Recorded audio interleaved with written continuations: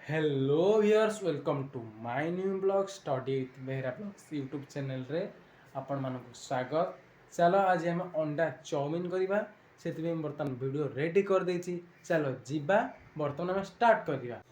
चलो फ्रेंड्स माने आज आम नुआ शैली रे गोटे अंडा चाउमिन प्रस्तुत करवा जो थे कि बिना कैप्सिकम बिना गाजर थिबो किंतु टमाटो पियाज कंचा लंका तो पड़ी ही थिबो।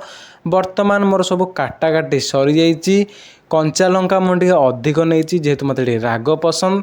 तापर आम देखा कौन कौन आम सब मसला मसली नहीं एपरी मसला मसला किसी अंडा मर्च पियाज टमाटो आउ किसी चाउमिन पैकेट आम नहीं मसला मसला जपरी आम नहीं हल्दी गुंड मर्च गुंड जीरा गुंड धनिया गुंड गरम मसला भली किसी मसला।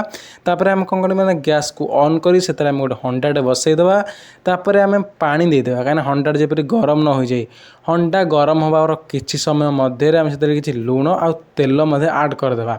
लुण तेल आड कर किछि समय मध्य आम से ढांकुणी मड़े छाड़देवा जेपरी लुणटा भल भाव मिसीज आ पानीटा आमर भल भाव फुटीज।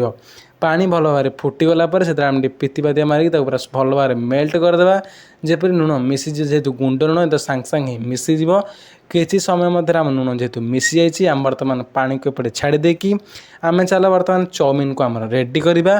आम कौन करूँ चारिटा अंडा नहीं आउ दुईटा चाउमिन नहीं 2 पैकेट चाउमिन नहीं जब क्वांटिटी न हो पारे आम चाउमिन क्वांटिटी बढ़ई पारू।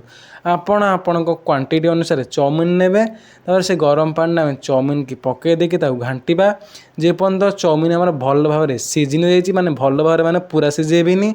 पूरा सीझेबा द्वारा चाउमिन कला समय चाउमिन गुड़ा भांगीज आ लंबा रही जी कंचा रही एमती जी देखा वीडियो जमती से अनुसार कले क्वांटिटी ठीक रंबा देखु आमर केमती लंबा अच्छी सेमती किसी मजे विशेष भांगी ना। बर्तमान मुझे छाणी प्लेट काढ़ी देछि।